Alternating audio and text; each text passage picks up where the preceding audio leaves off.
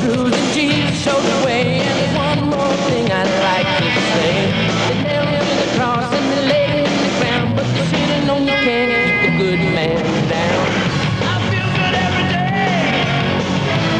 I don't want to lose it. All I want to say, why should the devil have all the good music? I've been filled, I feel okay. Jesus is the rock and he rolled my blues. Jesus is the rock and he rolled my blues. Jesus is the rock and he rolled my blues.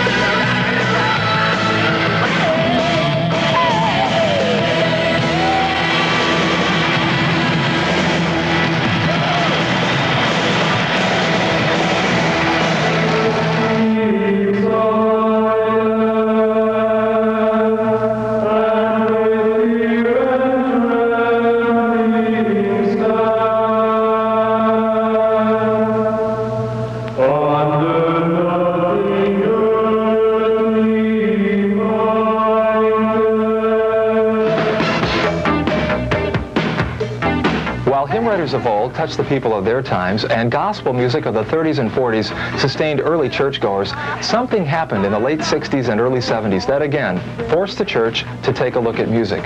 It was called Jesus music in the form of rock and roll. And although it was rough and not very well received, it did cement a new form of music, contemporary Christian music. And while reactions to this new music were as varied and extreme as some of the styles, many artists felt committed and compelled to step out onto the edge, hopefully getting that age-old message over to young people in a way that they could understand through music. And not only do today's songwriters stretch the limits by using rock and roll, many feel they have the ultimate freedom in using music. One songwriter says it's open season for Christian songwriters. Contemporary Christian music deals with forgiveness, relationships, and making choices. Psalm 33:3, sing a new song unto the Lord, play skillfully with a loud noise.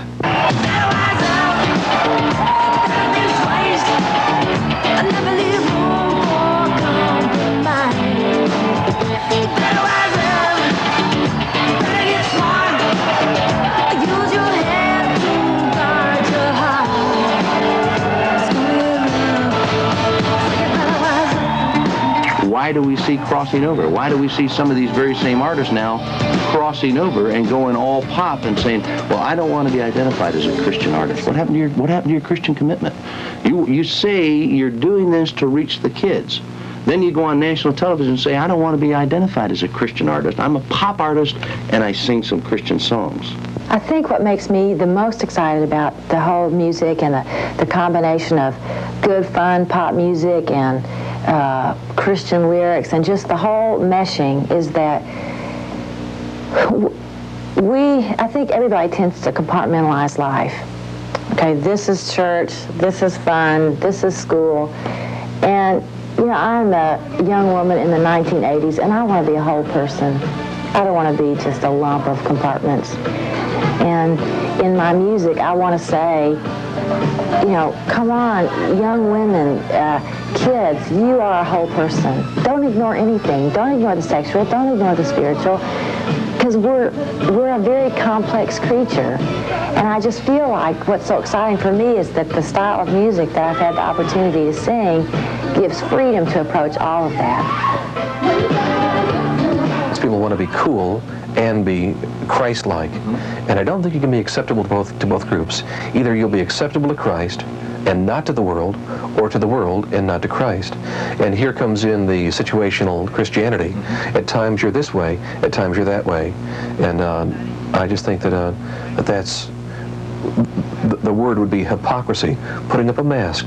Okay, if they're listening to the pop station because Christian music's so bad that they can't stand it, we've got to do something in order to change that so that kids can listen to music that will edify them or give them positive input to where they turn on the radio and they hear something about the Lord, they hear something about a relationship that's positive instead of all this negative. We've heard the rock and roll for 20 years, the same thing, the same lyrics, the same cries, love, love, love, oh, I need love, oh, love.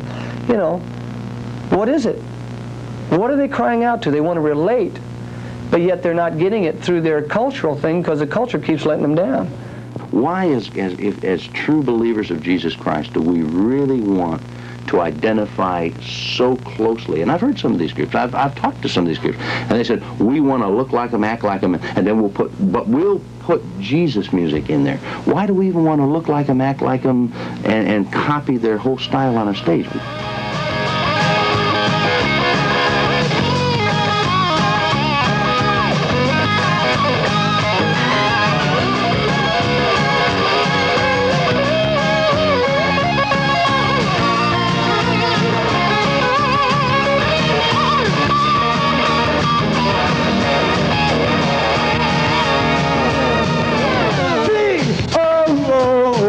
Bashing the Code hails from Philadelphia. After traveling in an old, rundown bus for years as the band found free, Bash finally struck a major record deal after being discovered as a host band on a cruise liner. Their debut album did very well, and the music is considered to be a celebration of their faith and belief. I couldn't walk into my mom and dad's church. There's a church that supports me as a missionary, and I try to be easy on them, you know, when I go home. Of course, my haircut, I mean, there's not a lot you can do to disguise it other than wear a wig, but I'm not out to shock them. No. You know, I'm not out to prove a point with them.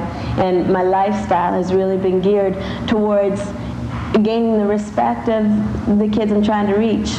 You know, if I could just push the edge just a little bit more, you know, to let the kids look at me and say, she's she's pretty hip, you know. I like she loves the Lord. Yeah, and they're just like, they put two and two together and they say, well, wait, she's saying one thing. She's saying that Jesus Christ is really worth giving your life to. It's the only way. But then at the same time, visually, you know, she looks like a person that I'd really like to know. That's what we're trying to do. I really think that we want to come on kids' levels. We're constantly checking, where's the kid at today? Where's the young adult at? Where's the college kid at? And not saying, where are we at? Because good grief, I'd be back kumbaya, oh my Lord. I can't be there. You know, I have to constantly be saying, you know, what's happening here in this world? And just saying, okay, now let's just do that.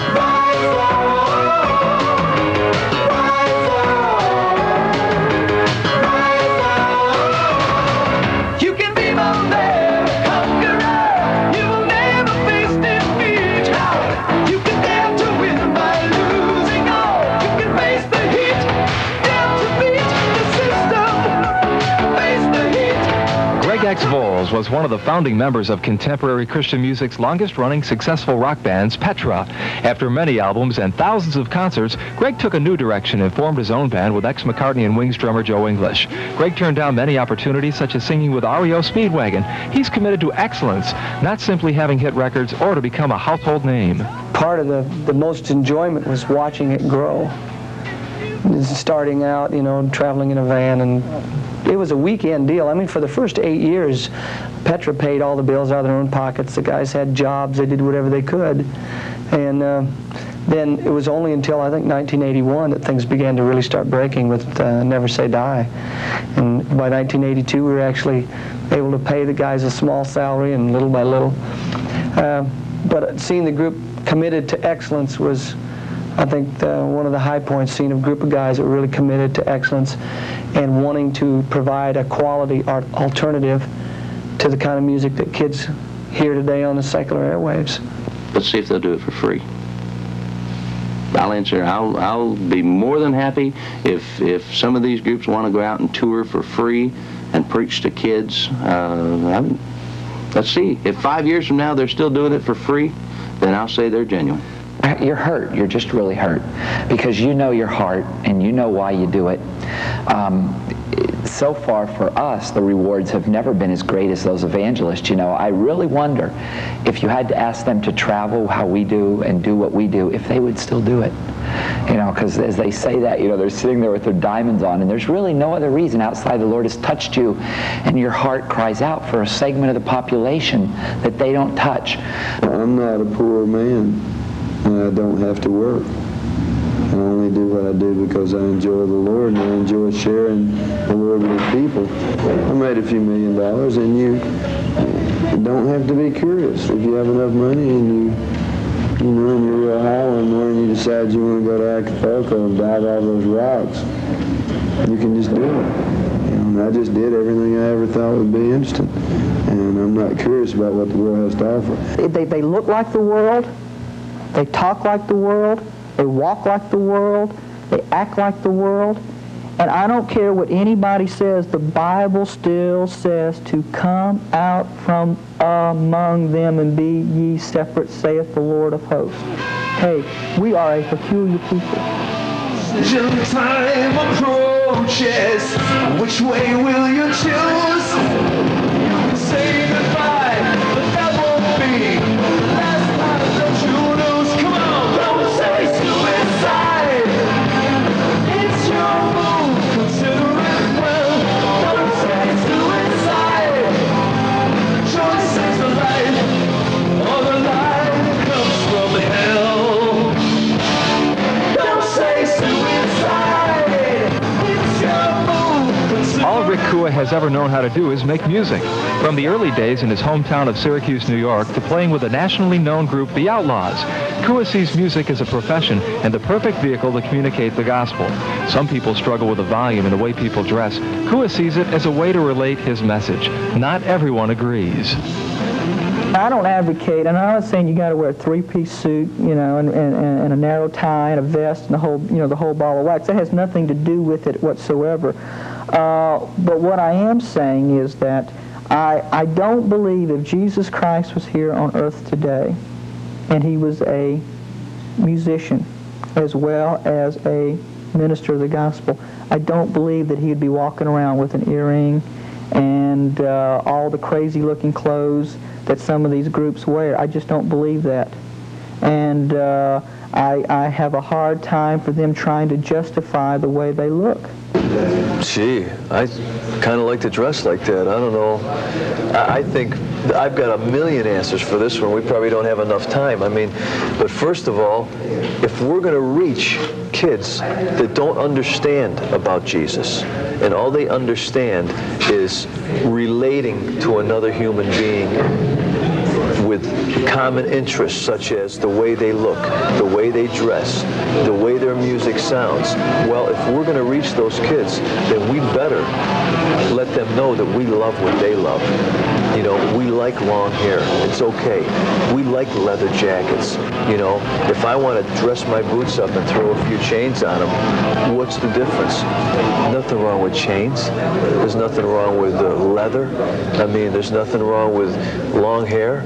You know, it's the heart. It's what's in your heart. Our hair and what kind of clothes we wear and what kind of music we make, what our musical styles or tastes are, really immaterial. What really counts is, do we love God and do we love him enough to obey him? Lord knows there's an awful lot more three-piece suits around than boots that look like like this. Do you see these walking down Salina Street? Not too often. You see a lot more, you know, traditional, well-dressed businessmen. And many of them are crooks. Many of them are rotten. Many of them are going to hell. You know, so the whole point is that what's the difference? You want to wear a three-piece suit? Wear it. You want to wear leather and chains on your